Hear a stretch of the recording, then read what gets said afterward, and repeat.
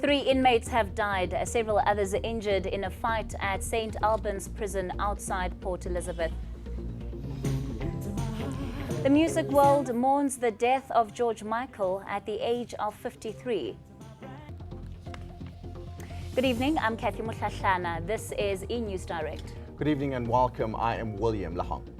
Of course, you can comment on any of our stories. Find us on Twitter and look for @eNEWS Direct. Like the eNEWS Direct page on Facebook and find all today's biggest stories on eNCA.com. You can also track our main stories using the following hashtags: George Michael and Protea Fire. We begin our bulletin here tonight. 3 inmates have been killed, while several others are critically injured following a brawl at the St. Albans prison in Port Elizabeth. It's understood a fight broke out when inmates attacked officials. Now, this is not the first time the prison has had to deal with violence. In 2013, 3 people were killed after a riot at the prison. We are told by our emergency personnel that the person has died as a warder. 26 other people were injured. 10 of them are in a critical condition.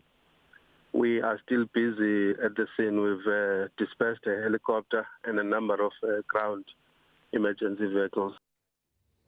The Correctional Services Department says steps have been taken to bolster security at the country's prisons. We take security very seriously because that's our core mandate, and especially during the December-January holiday period. Annually, we have heightened security in the form of the Operation Vala campaign. And on this year, Operation Vala started on the 12th of December and will end on the 6th of January, simply because we want to make sure, and from previous experience, we have various incidents during the December holiday period. So we've taken all measures to ensure that our security is heightened, that we have better communication between management, and that we are able to make sure that security is not compromised during the December holiday period. With regards to leave, we are an essential service, so we also make sure that leave is curtailed and that our essential services are on duty to be able to take care of any incidents that will occur. So as per normal, the Operation Vala programming as well as the security measures were implemented because we do not want any compromise in security.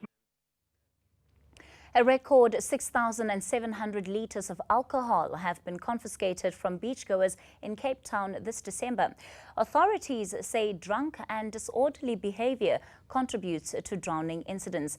There have also been various security measures implemented to keep the crowds safe. Windy conditions kept people away from this usually busy beach, helping authorities manage crowds.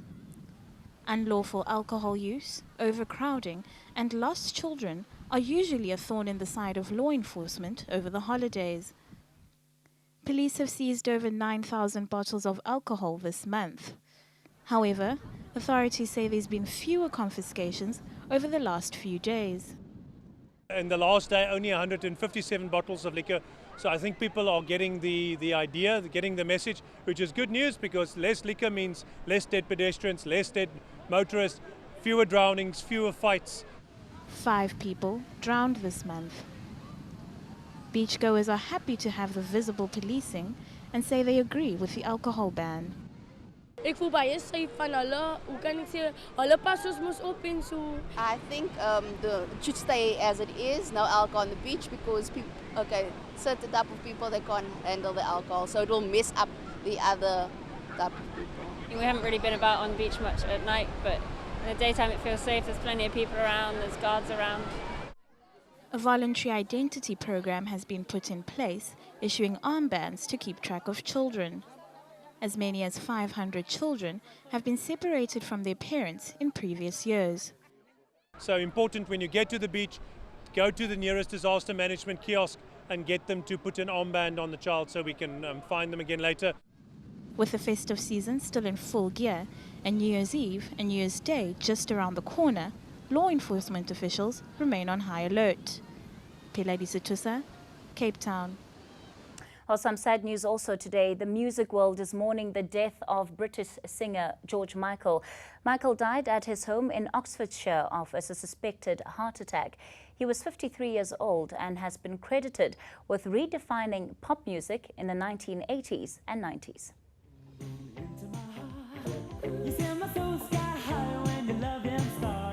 After a musical career spanning 4 decades, George Michael has faced his final curtain. He shot to fame in the 1980s as the lead singer of duo Wham, which sold an estimated 100 million records.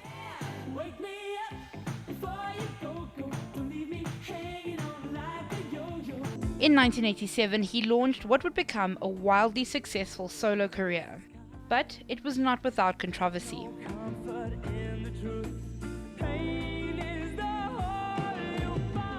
He started taking more and more drugs.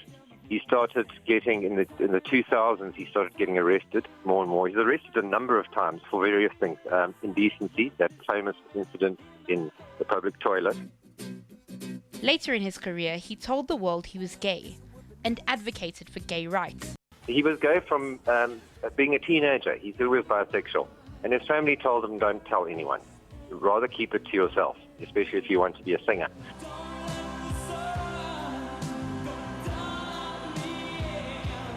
In the 90s, he devoted a lot of his time to raising awareness around HIV and AIDS. He also lent his voice to the Free Mandela concert at Wembley Stadium in the late 80s.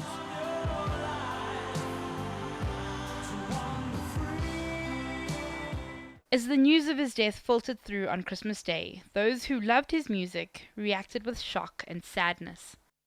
With tragic irony, 2016 was George Michael's last Christmas.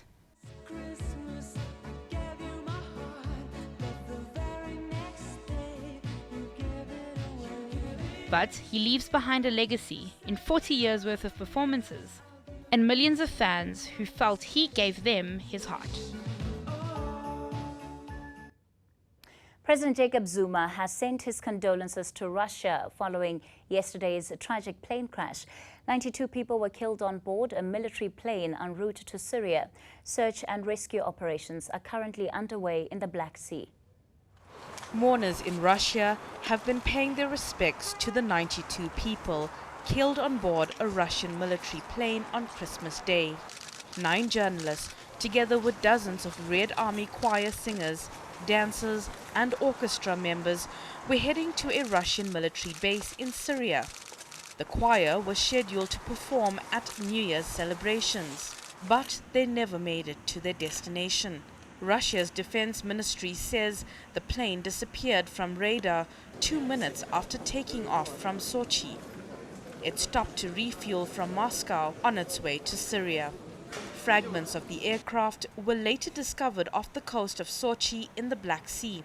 There were no survivors. Rescue operators are still combing the area and some bodies have been recovered.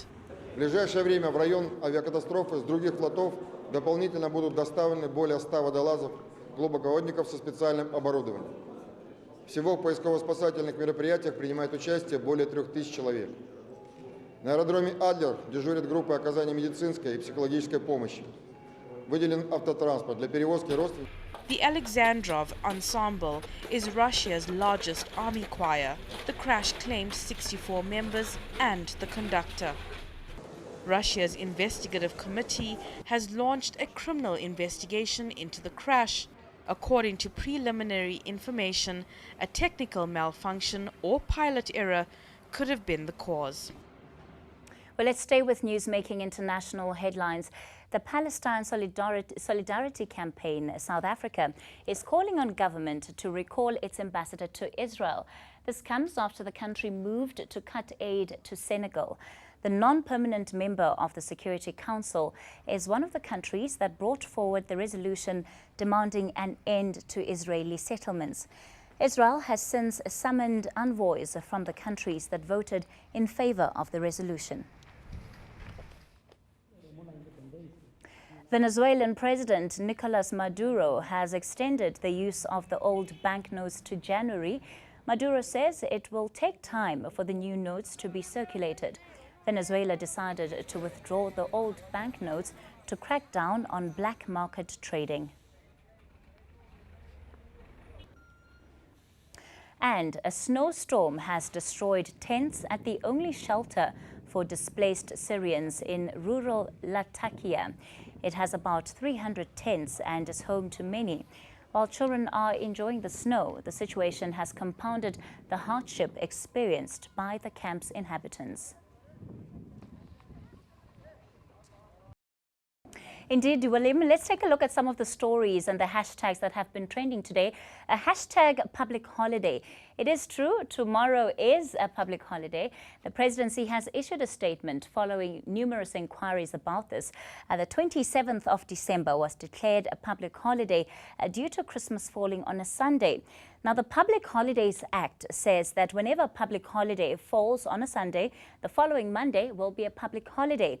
However, this year, the Day of Goodwill fell on a Monday, resulting in 2 public holidays overlapping.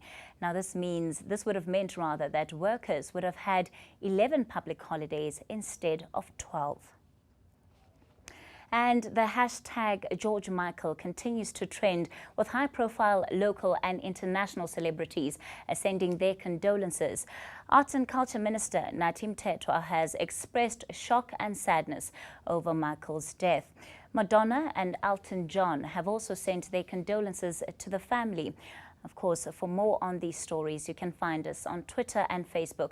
That's at eNEWS Direct, or go onto our website, eNCA.com. After the break, your business and your weather forecast. Stay with us. Well, thanks for staying with us. The small coastal town of Hermanus seems to be full of surprises, and the globally acclaimed winery will have you clinking your glass into the new year. The beachy town of Hermanus has been famous for its spectacular whale sightings for decades. And just around the corner, it also offers the very brave a chance to spot some great whites. But there's more to Hermanus than meets the eye. If you venture around another bend, you'll be left in awe of this incredible landscape. Nestled between spectacular mountain ranges, with an ocean view just creeping through, lies the globally acclaimed winery Bouchard Finlayson, an all-encompassing wine farm that produces some of the world's finest vintages. Peter, so when did you first discover that this coastal town was actually perfect for winemaking?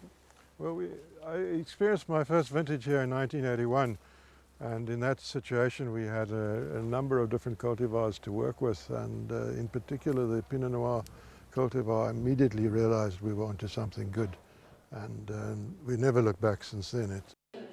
For an area which is completely under the radar for its winemaking, you'll find a surprising multitude of international awards. And it's the Pinot Noir that's the winery's pride and joy. We know from Pinot Noir and Chardonnay. Yeah. Here we have some Pinot Noir. Fantastic. That is harvested early in February. So is this ready now? Not yet? Just about. It spends 11 months in barrel, where Chardonnay only spends about 8 months in barrel. It's also harvested just after the Pinot Noir. And that is pressed first and then put to barrel for fermentation and maturation. But to run a successful winery like this requires more than just the right location. I think the wine business is a passionate business. It's a personality business. What about some of the people that you have here, that you've invested in? Well, the people are essential. It's part of your team play. And what I've noticed and I love about the wine industry is that the people working who are not even making the wine, they become passionate about the product and the surroundings. So next time you visit Hermanus, you're in for more than just a whale of a time. Cheers, yes, to a fantastic festive season. Cheers. Tanya Neft, Hermanus. Yeah, lovely time of year. Well, up next, your weather forecast.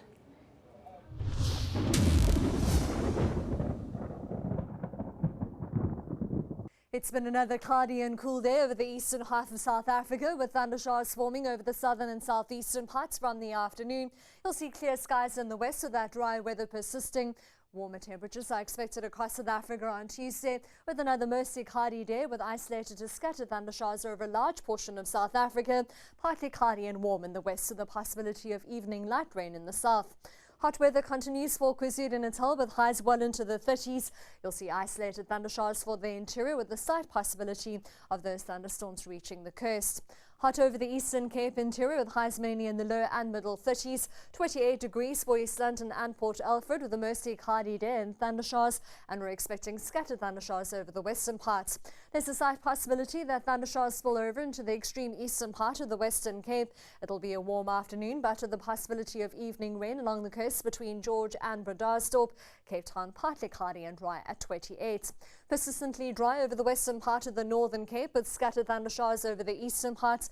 Mostly cloudy with isolated thundershowers for the Free State, just shy of 30 degrees in Bloemfontein. Temperatures are steadily warming up for the northwest with highs in the mid-20s for Mahikeng and Potchefstroom. Mostly cloudy here with isolated thundershowers. We'll see a recovery in those maximum temperatures in Limpopo, 27 for Polokwane. Isolated thundershowers are expected throughout the province, but with up to a 60% chance over the southwestern parts. Scattered thundershowers extend through to Mpumalanga, 30 degrees for Bombela, with highs in the mid-20s over the western parts, and we're expecting a mostly cloudy day with up to a 60% chance of thundershowers for Gauteng, with a warmer day on Tuesday, 26 for Johannesburg and Vereeniging. On Wednesday, light rain is expected along the southern and southeastern coastline with cloudy and cooler weather into the Eastern Cape. Thundershowers continue over the eastern half of South Africa, and on Thursday we're expecting some light rain along the east coast with thundershowers especially from Mpumalanga and Limpopo, but with that dry weather persisting in the west. That's all from the Weather Centre for now. Have a great one.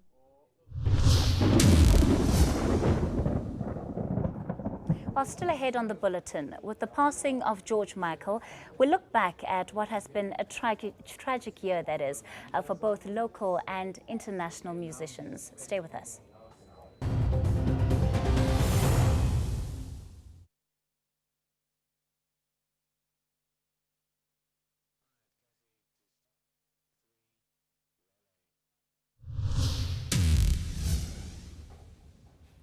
Well, thanks for staying with us. It's been a deadly year for high-profile musicians, William. That's right, Kathy. With George Michael passing away last night, 2016 has certainly seen the passing of some high-profile South African musicians. For now, we look back at the most prominent deaths this year. South African musician Mendoza lost his battle with cancer.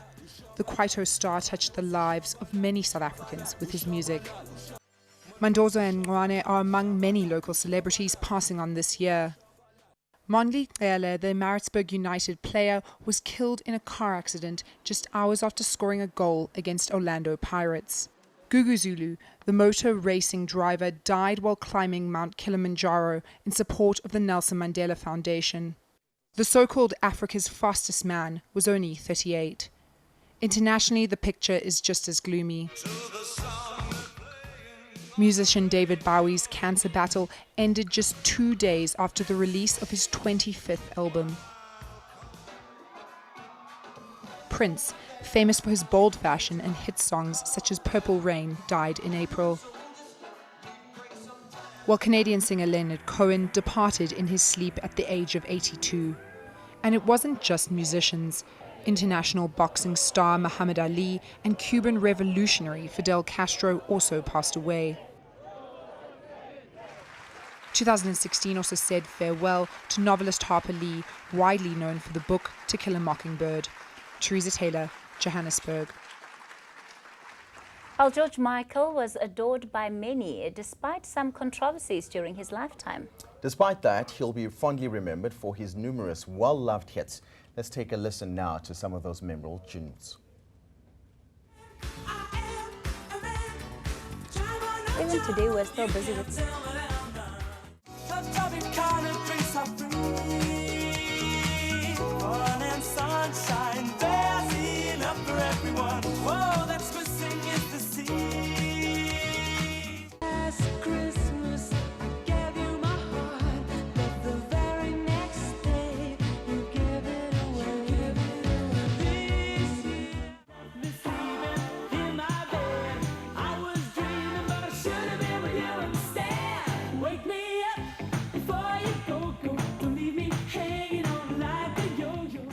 Never gonna